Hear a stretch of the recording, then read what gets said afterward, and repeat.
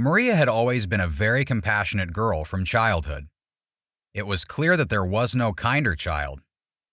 She was raised by her grandmother, who tried to give her granddaughter the best so that she wouldn't feel her parents' absence. They worked as doctors in another country to earn money, knowing that their grandmother was trustworthy in her upbringing. When the parents first left, Maria was 7 years old. Maria was well aware that her parents had to go to work abroad, so she didn't ask unnecessary questions when they'd return. The grandmother was proud of her little granddaughter assistant. Of course, the woman understood that Maria missed her parents and wanted to see them more often, but unfortunately it was impossible. And when Maria was 14, a terrible thing happened. Her parents died in a plane crash when they were flying home to their country. She almost stopped smiling, and from now on, she wasn't warmed by the thought of her parents coming home soon. Her grandmother's health had drastically worsened because of what had happened, and Maria took care of her as best she could. A few more years had passed, and Maria graduated from high school. She had no further plans to study. She always wanted to help people just like her parents, but she had no interest in medicine. Maria, like many teenagers her age, did not know what she wanted to do. She came across an advertisement for a makeup course, and the idea appealed to her. So Maria became a makeup artist. When the girl was 25, she had the idea to move to the capital. The grandmother supported her, saying it wasn't worth it to stay near her all this time in their town. Maria was hesitant to move, afraid to leave her sick grandmother alone. Maria said goodbye to her and her friends and left in search of a better life. The capital turned out to be much bigger than she had imagined. Beautiful buildings and landscapes delighted the eye. On the same day, Maria found a suitable apartment, and after a while, she was able to get a job in one of the capital's beauty salons. She had her own client base and things were looking up, except her private life. Every weekend, Maria visited her grandmother. Then one day on her way home, she got a flat tire when she was just a few kilometers from her house. It was raining heavily. Maria was very upset and angry at the world.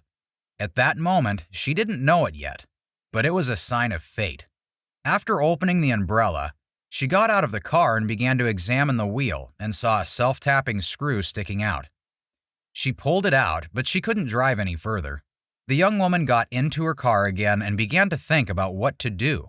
There was a spare tire in the trunk. A man saw the young woman in a difficult situation and decided to help her. He stopped and approached Maria.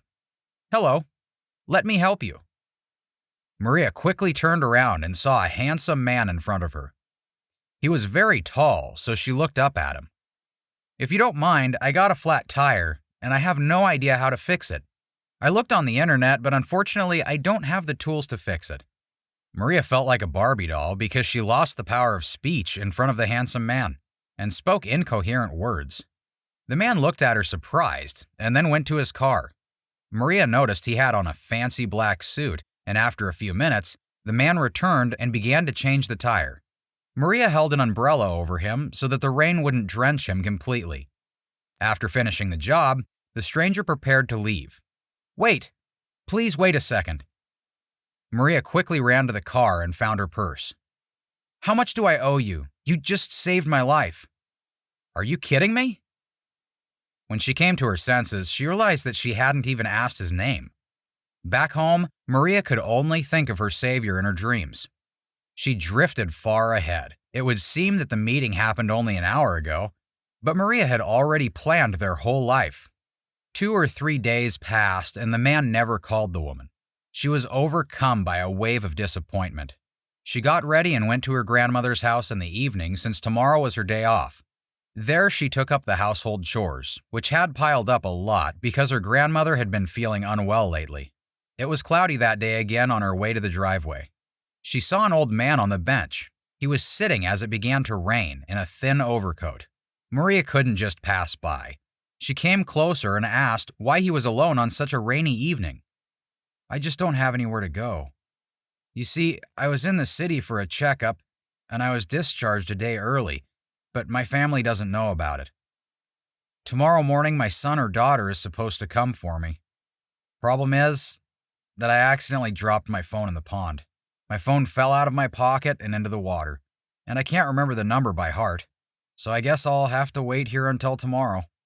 Maria couldn't leave the elderly man in trouble and offered for him to spend the night at her place, but he flatly refused, not wanting to embarrass her. No amount of persuasion helped, and then Maria suggested as a last resort that he could at least sleep in her car. The elderly man looked at the woman with sad eyes and agreed. Maria shook her head, reproachfully looking at the stubborn elderly man, and took him to her car. She gave him the keys and took a pillow out of the trunk. The man was very grateful, and Maria went home. Of course, she didn't feel any peace of mind. She wanted very much to persuade the old man to sleep in her apartment, but he had flatly refused. She gave it all to the old man and asked him to drop the keys in the mailbox if he left before she woke up. She couldn't sleep for the longest time, and when she did, she constantly woke up and went to the window to check on the old man. Everything was quiet. The car was in the yard and the light was off. In the late morning, she awakened by a strange phone call. An unknown man asked if her number was tied to her bank account. The young woman decided that it was a scammer and an annoyance. She hung up while getting out of bed. She went to the bathroom to clear up. She then looked and found an SMS from the bank, which said that a large sum of money was transferred to her bank account. Maria's eyes widened when she began to count how many zeros this number had. She logged into her mobile bank and the information was confirmed. Maria ran to the nearest bank branch to find out where the money had come from. They only gave her the sender's name. The details were unfamiliar to her. "You deserve a big reward for what you did," the man explained. "You helped my father yesterday, and today my father asked me to thank you. I didn't do anything unusual. I'm going to give you your money back. And by the way, what's your father's name?" Maria was very surprised. The old man's name was the same as her grandfather's, who disappeared many years ago.